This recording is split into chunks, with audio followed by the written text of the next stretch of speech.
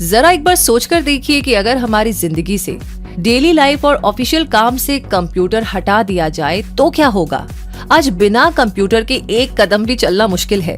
इसलिए कोई research centre हो, हॉस्पिटल हो, कॉर्पोरेट ऑफिस हो या कोई छोटी सी दुकान हो जो एक आदमी चलाता है, हर कहीं कंप्यूटर की जरूरत पड़ती ही है। सैटेलाइट कम्युनिकेशन ऑपरेट करना हो या फिर रेलवे का टिकट बुक करना हो, बिना कंप्यूटर के हम अधूरे हैं। आजकल तो हर उस काम में कंप्यूटर चाहिए जहां पर टेक्नोलॉजी से लोग जुड़े रहना पसंद करते हैं। इसलिए क्विक सपोर्ट पे आज का ये वीडियो आपको बताएगा कि कैसे आप अपना कंप्यूटर शॉप खोल सकते हैं। चैनल पर नए हैं तो इसे सब्सक्राइब कर लीजिए, क्योंकि हम हमेशा नई technology, education, entrepreneurship, business ideas और जनरल नॉलेज जैसे ढेरों सब्जेक्ट्स पर वीडियोस लाते रहते हैं। तो 2021 में इंडिया की आईटी स्पेंडिंग $93 बिलियन की थी, जो कि 2022 में $98.5 बिलियन की हो जाएगी। इंडिया में कंप्यूटर की डिमांड इसी डेटा से समझ लीजिए कि 2021 के क्वार्टर 1 में इंडिया में लगभग 30 लाख कंप्यूटर्स, नोटबुक और वर्क स्टेशंस की शिपमेंट हुई थी। अब लोगों की जरूरतें तभी पूरी होती हैं जब उन्हें कोई अच्छा कंप्यूटर शॉप, स्टोर या शोरूम दिखे, जहां से वो अपने पसंद का कंप्यूटर, एक्सेसरीज, गैजेट्स और पार्ट्स को खरीद सके। देश की जरूरतें पूरी करने के लिए इंडिया में ही कंप्यूटर पार्ट्स का जो प्रोडक्शन होता है, उसका मार्केट 2020 में करीब 214 बिलियन रुपए का था, जो 2021 में लगभग 220 बिलियन रुपए का हो गया। नए कंप्यूटर लेने हो, अपग्रेड करवाने हो, सर्विसिंग करवानी हो या एक्सेसरीज लेनी हो, अगर आप अपना कंप्यूटर का बिजनेस करना चाहते हैं तो ये एक एवरग्रीन बिजनेस मॉडल होगा। लाइसेंस की जहाँ तक बात है तो किसी भी बिजनेस को लीगल तरीके से करने के लिए सबसे पहले आपको लाइसेंस लेना चाहिए। इसलिए पहला काम तो ये कीजिए कि जिस भी नाम से अपना बिजनेस आप करना चाहते हैं उसे रजिस्टर करवा लीजिए और एक ट्रेड लाइसेंस ले लीजिए, ताकि आप खुद को एस्टेब्लिश कर सके। लाइसेंस होल्डर होने पे आप किसी भी तरह के लीगल एक्शन से बचे रहेंगे। जीएसटी अप्लाई कीजिए, क्योंकि हो सकता है कि आपके बिजनेस का टर्नओवर 20 लाख से ज्यादा का हो जाए। ऐसे में जीएसटी तो लगेगी ही लगेगी। बिलिंग करते हुए भी जीएसटी नंबर चाहिए होगा, तभी आप अपना सामान बेचते समय कस्टमर से जीएसटी चार्ज कर पाएंगे। जिस भी नाम से अपना बिजनेस शुरू कर रहे हैं उस नाम से इलेक्ट्रिसिटी कनेक्शन रखें और उसी नाम से आईटीआर भी फाइल करें। अगर आपका सामान किसी दूसरे देश से आता है तो उसके लिए आईईसी यानी इम्पोर्ट एक्सपोर्ट कोड आपको लेना पड़ेगा। वैसे बिजनेस मॉडल की बात करें तो कंप्यूटर शॉप खोलने के लिए कई सारे ऑप्शंस हैं, जिनमें से आप कोई भी एक चूज कर सकते हैं। अगर आपकी कोई छोटी सी शॉप है तो आप वहां पर जरूरत की कुछ चीजें, कंप्यूटर, डेस्कटॉप और लैपटॉप के 1-2 मॉडल रख करके कस्टमर का ध्यान खींच सकते हैं। और अगर कोई इंक्वायरी को आता है तो उसकी रिक्वायरमेंट के हिसाब से डिलीवरी देकर प्रॉफिट कमा सकते हैं। इसके लिए आपको किसी बड़ी दुकान से टाई अप करना होगा और अपनी दुकान के आगे एक डिस्प्ले बोर्ड लगवाना होगा कि आप कंप्यूटर में डील करते हैं। मल्टी ब्रांडेड स्टोर की बात करें तो ये एक फुली फंक्शनल कंप्यूटर शॉप होगी, जहां पर ढेर सारे ब्रांड्स के computer, notebook, desktop, personal computer, tablet, PC और कंप्यूटर एक्सेसरीज आपको रखनी होंगी। Dell, Samsung, Apple, Acer, EMDA, Intel, Asus जैसे हर वो ब्रांड के प्रोडक्ट्स आप रख सकते हैं जिनकी मार्केट में ज्यादा डिमांड है। इसके अलावा एक्सेसरीज की भी अच्छी खासी रेंज आपको रखनी पड़ेंगी, जिसमें कीबोर्ड, माउस, वायरलेस चीजें, ब्लूटूथ डिवाइसेस, साउंड सिस्टम्स और हर तरह के store drives, computer parts, assembling units, motherboard, CPU और लगभग हर वो चीज जो एक कंप्यूटर को चाहिए। फ्रेंचाइजी स्टोर की बात करें तो फ्रेंचाइजी स्टोर खोलने के लिए आपको Dell, Samsung, Apple, Acer, HP, IBM, Toshiba या कोई और ब्रांड भी चूज कर सकते हैं। कंप्यूटर रिपेयरिंग स्टोर की बात की जाए तो कंप्यूटर रिपेयरिंग शॉप का बिजनेस भी काफी अच्छा प्रॉफिटेबल होता है, क्योंकि सर्विस चार्ज और कंप्यूटर पार्ट्स में बहुत ज्यादा कमाई है। RAM, motherboard, socket, cables, processor, upgradation और इंस्टॉलेशन जैसे काम के लिए अक्सर ही लोग सर्विस सेंटर पहुंचते हैं। सर्विस सेंटर में भी आप किसी ब्रांड के ऑथोराइज्ड सर्विस सेंटर का काम शुरू कर सकते हैं। स्पेस एंड एरिया की बात की जाए तो अगर एक फुली फंक्शनल स्टोर की हम बात करें तो कम से कम 400 से 500 स्क्वायर फीट की जगह से आप शुरुआत कर सकते हैं। हालांकि शोरूम के लिए थोड़ी बड़ी जगह ली जा सकती है। कंप्यूटर स्टोर का डिजाइन ऐसा होना चाहिए जहां अवेलेबल स्पेस को सही से यूटिलाइज किया जा सके, क्योंकि स्टोर पे बिलिंग काउंटर, कस्टमर के बैठने की जगह, product display, staff area, repairing area और स्टोरेज की जगह भी आपको रखनी पड़ेगी।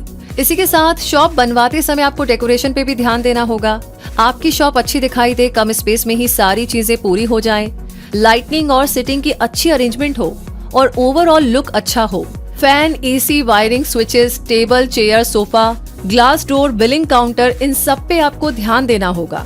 साथ ही सेफ्टी एंड सिक्योरिटी पे भी आपको अच्छा खासा खर्च करना होगा ताकि चोरी जैसी अनफॉर्चुनेट चीजें ना हो। इसके अलावा भी आपकी शॉप में लाखों का सामान रहेगा तो आप इंश्योरेंस करवा के रख सकते हैं, क्योंकि इलेक्ट्रॉनिक चीजों की दुकान में आग लगने का रिस्क भी ज्यादा रहता है।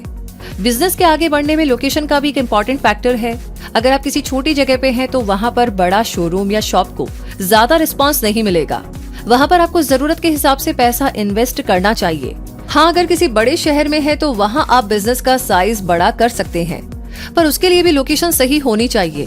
जैसे मेन मार्केट में, किसी शॉपिंग कॉम्प्लेक्स में या वैसी जगह पर जहाँ बहुत सारी कंप्यूटर की दुकानें हो, क्योंकि किसी एक सिंगल शॉप पे जाने के बदले लोग मार्केट जाना पसंद करते हैं जहां उन्हें ज्यादा ऑप्शंस मिले।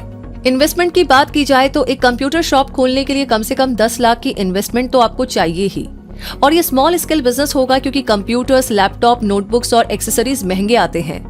इसलिए आप अगर स्टॉक बढ़ाना चाहते हैं तो आपको बिजनेस कैपिटल भी बढ़ाना होगा।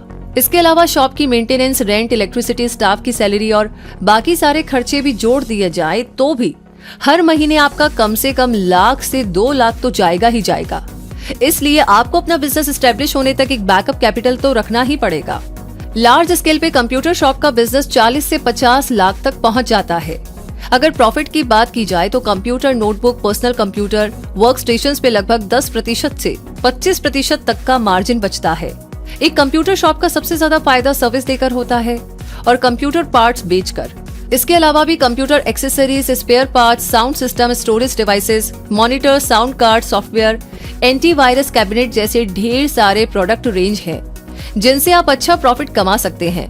साथ ही आगे स्टाफ मेंबर की बात की जाए तो अगर आपकी शॉप ठीक ठाक बड़ी है तो 2 से 3 स्टाफ और एक टेक्नीशियन से काम बन जाएगा, क्योंकि कस्टमर्स को हैंडल करने के लिए, उनकी इंक्वायरी का जवाब देने के लिए, बिलिंग और कस्टमर केयर सर्विस के लिए इतने लोग तो काफी होंगे।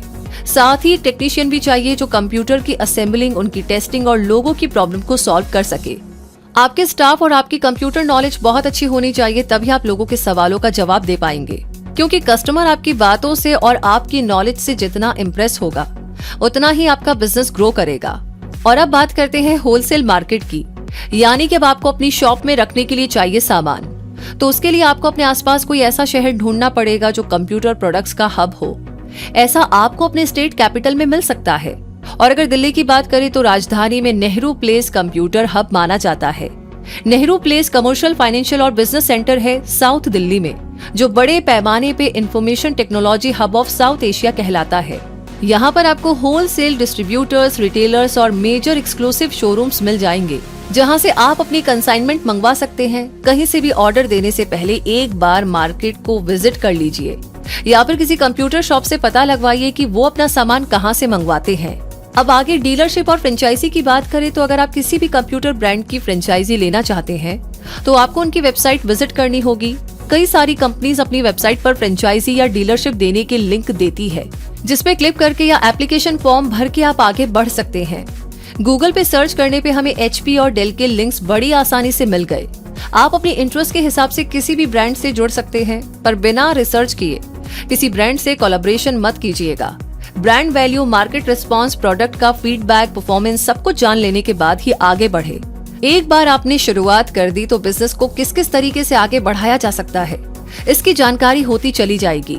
अपनी शॉप या शोरूम खोलने के बाद कस्टमर के आने का इंतजार ना करें। अपने एरिया में जितने भी स्कूल, शोरूम, ऑफिसेज, दुकानें, रेस्टोरेंट्स या हर उस जगह पर जाइए जहां पर एक या उससे ज्यादा सिस्टम्स की जरूरत है। उन्हें मार्केट में बेस्ट प्राइस और सर्विस ऑफर करें। जब भी लोगों को जरूरत पड़ेगी आपको कॉल जरूर से आएगा। वैसे आपने वो रणबीर कपूर की रॉकेट सिंह मूवी तो देखी होगी, उस एग्जाम्पल से सीखिए। साथ ही लोकल मीडिया, प्रिंट एड और सोशल मीडिया वगैरह से अपनी मार्केटिंग आप कर सकते हैं। आपकी सर्विस अच्छी होगी तो लोग आपको रेकमेंड जरूर करेंगे। इसके अलावा भी कस्टमर से डील करते हुए हमेशा उसे ये एहसास दिलाइए कि वो फायदे में है। अगर वो कोई महंगा सामान ले रहा है तो उसके साथ कोई एक्सेसरीज फ्री में दीजिए। प्रोडक्ट के पार्ट्स अगर वारंटी में है तो उसे आप एक्सटेंड करवा दीजिए। कोई ऐसा ऑफर दीजिए कि वो उसे मना ना कर पाए। त्योहारों में या किसी नेशनल हॉलिडे वाले इम्पोर्टेंट दिन पे ऑफर अनाउंस करें। अपने कस्टमर को टाइम टू टाइम कॉल करके ये पता लगाइए कि वो प्रोडक्ट को लेकर के कितना सेटिस्फाइड है और कस्टमर के डाउट्स क्लियर करें। आप जितनी ऑनेस्टी दिखाएंगे उतना ज्यादा ट्रस्ट आप कमाएंगे। पेमेंट ऑप्शन के लिए अपने पास डिजिटल बैंकिंग, यूपीआई या debit and credit card payment और ईएमआई ऑप्शन रखें। आई होप कि आपको आज का ये वीडियो पसंद आया होगा। अगर आपकी कोई इंक्वायरी है तो आप कमेंट बॉक्स में बता सकते हैं। वीडियो को लाइक और शेयर जरूर कीजिएगा। चैनल को सब्सक्राइब करके नोटिफिकेशन ऑन कर लीजिए ताकि आप कोई भी जानकारी कभी भी मिस ना करें। रूबी आपसे मिलेगी अगले टॉपिक में अगले सवाल के जवाब के साथ। तब तक के लिए रखिए अपना बहुत सारा ध्यान और अपने सवाल, अपना प्यार हमें भेजते रहिए कमेंट सेक्शन में लिख करके। तो मिलते हैं, तब तक के लिए जुड़े रहिए क्विक सपोर्ट के साथ।